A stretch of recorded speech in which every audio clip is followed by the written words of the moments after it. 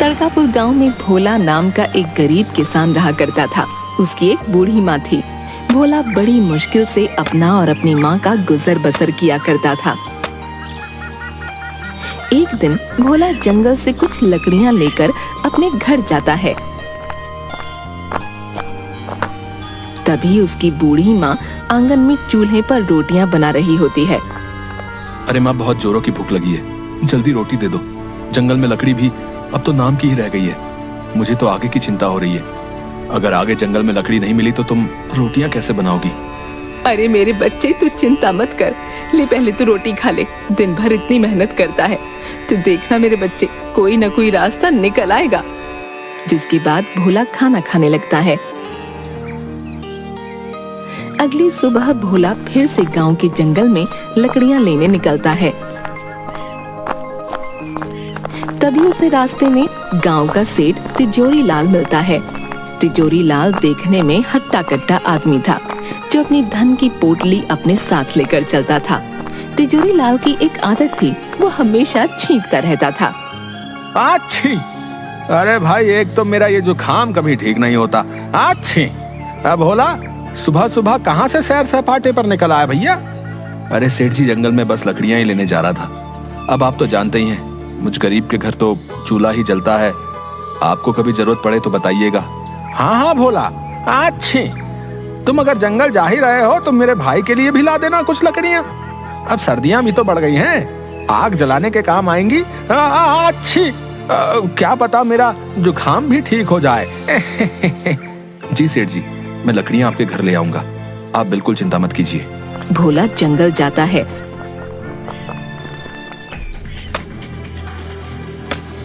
और कुछ लकड़ियां लेकर सेठ तिजोरी लाल के घर आता है।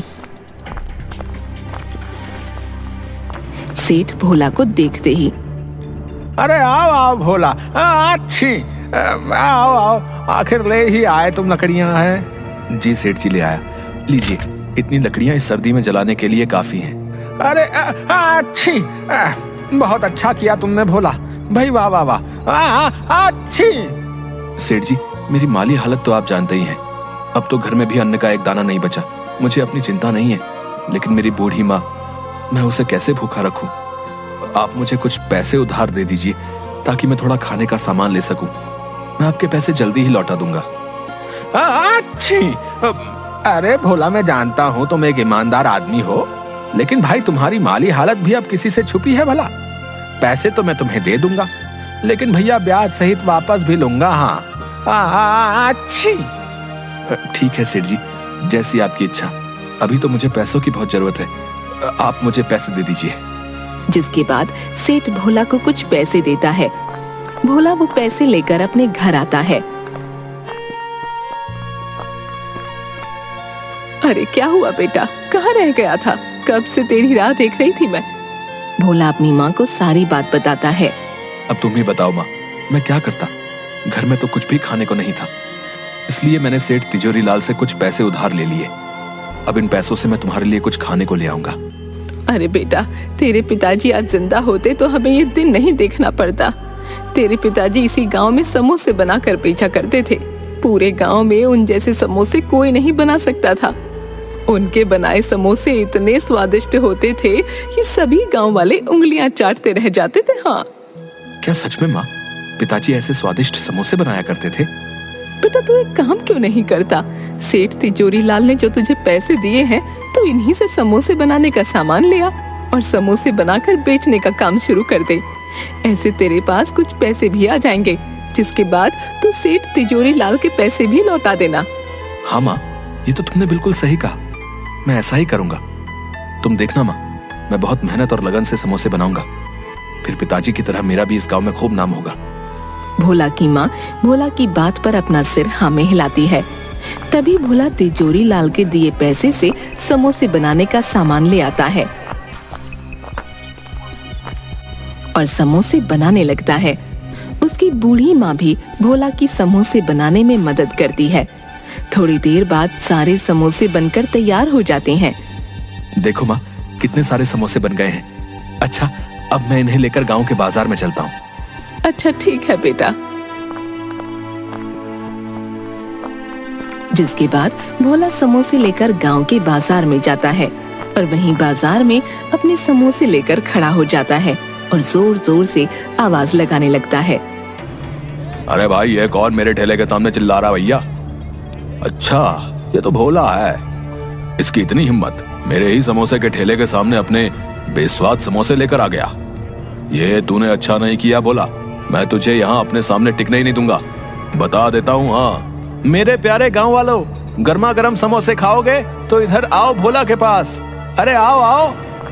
गांव के दो आदमी भोला के पास आते हैं। अरे ओ भोला, क्या अब तू भी समोसे बेचेगा है? तुझे आते भी है समोसे बनाने? तू जाकर जंगल में लकड़ियां ही चुन, ये समोसे बनाना तेरे बस की बात नहीं है भैया। अरे ठीक है। अरे भाई, अब इस भोला के समोसे खाकर तो देखें जरा, हैं आखिर कैसे बनाए भैया। अरे लाओ भैया, खिलाओ तो सही अपने जरा हैं समोसे। अरे हाँ हाँ भाइयों, अभी खिलाता हूँ। तनिक खा के बताइए कैसे लगे भोला के समोसे। भोला उन दोनों को अपने बनाए समोसे देता है।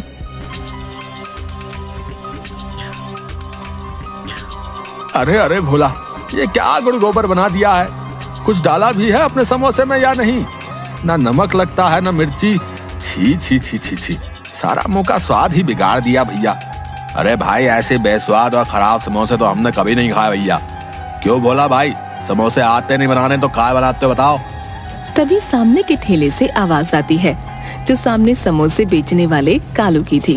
अरे भाई, यहाँ आओ मेरे ठेले पर। अरे कहाँ आप भी इस भोला के टुच्चे से समोसे खाने लगे?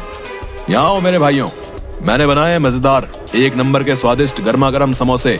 आओ भैया आओ, खाओ खाओ भैया, आ जाओ भैया। तभी दोनों सामने वाले की दुकान पर चले जाते हैं।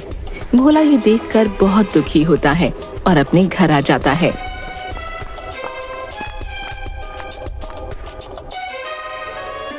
अरे आ गया तो बेटा, क्या हुआ? तेरे बनाए समोसे गांव वालों को पसंद आए या नहीं?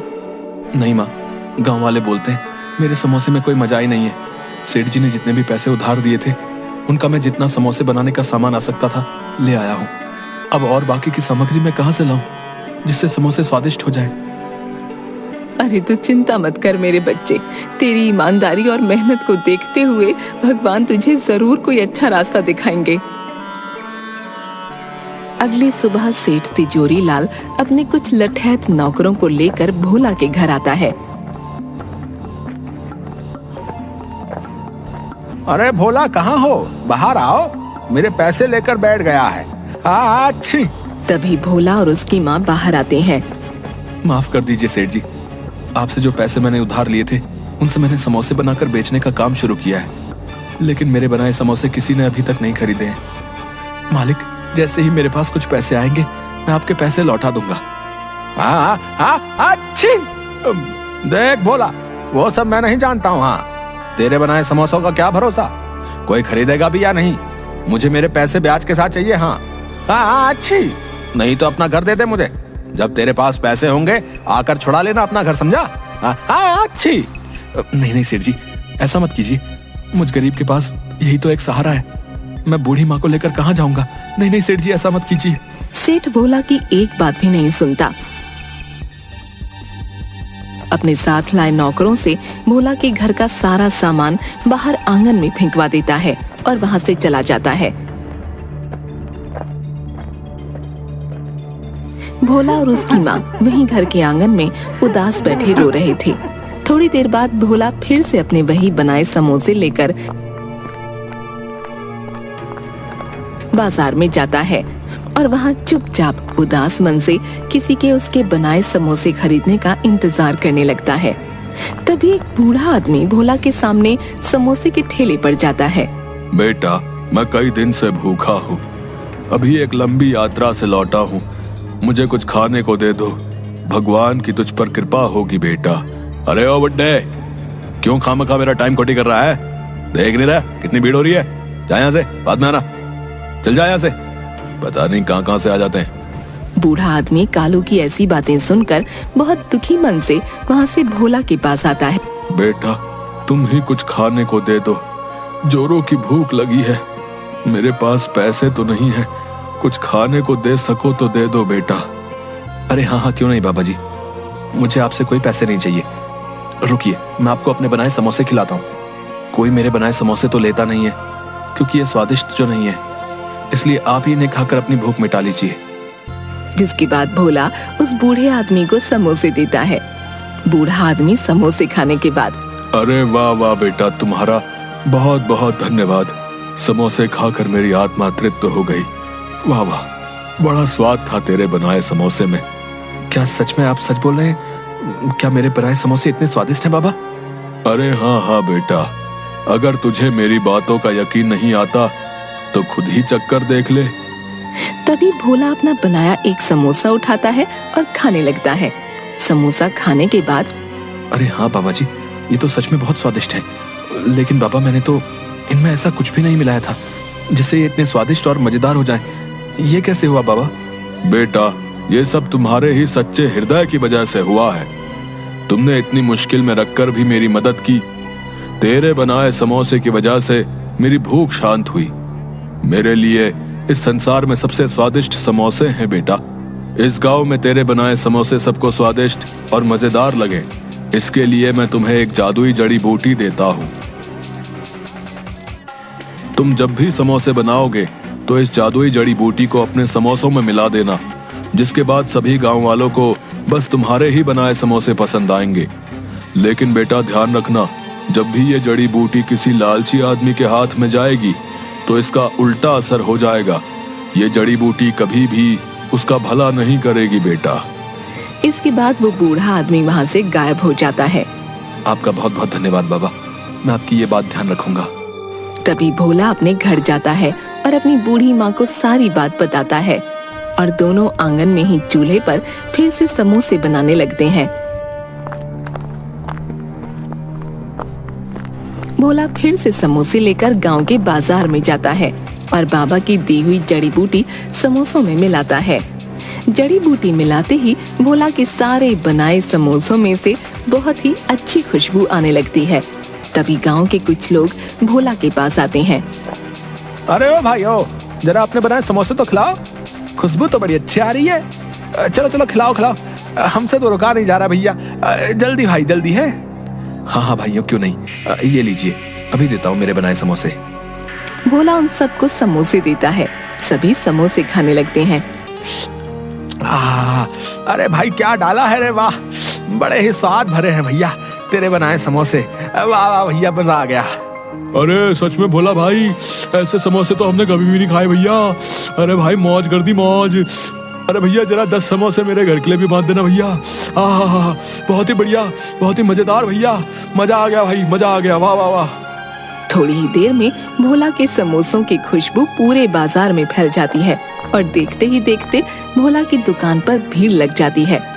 भोला के सारे समोसे बिक जाते हैं। अब भोला रोज समोसे बनाता और वही बाबा की जड़ी बूटी डालता, जिसके बाद भोला के समोसे पूरे गांव में सभी लोग बड़े चाव से खाते। देखते ही देखते भोला अब अपनी बड़ी दुकान कर लेता है।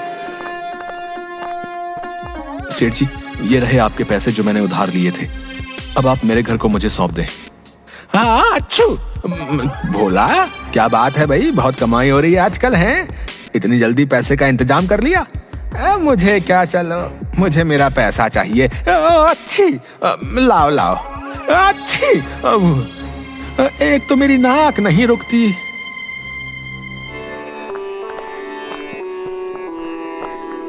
अब भोला और उसकी माँ आराम से अपना जीवन बिता रहे थे। भोला रोज अपनी दुकान पर खूब समोसे बनाता और बाबा की जड़ी मिलाता। पूरा दिन भोला की दुकान पर खूब भीड़ रहती। ये सब देखकर कालू की जान जल रही थी। अब उसके बनाए समोसे कोई भी गांव वाला नहीं खाता था, कोई भी उसके ठेले पर नहीं आता, सब भोला की दुकान पर जाते। एक दिन, अब तो मेरे ठेले पर कोई भी गांव वाला समोसे खाने नहीं आता, सब इस भोला के ही पास जाते हैं।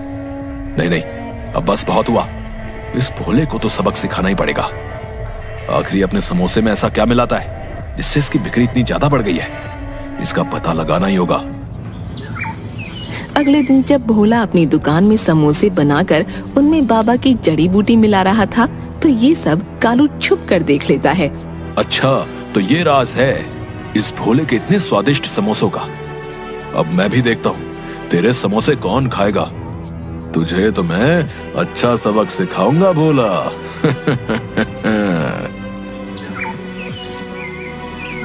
तभी कालू रात में भोला की दुकान में जाता है और वो जादुई जड़ी बूटी चुरा लेता है।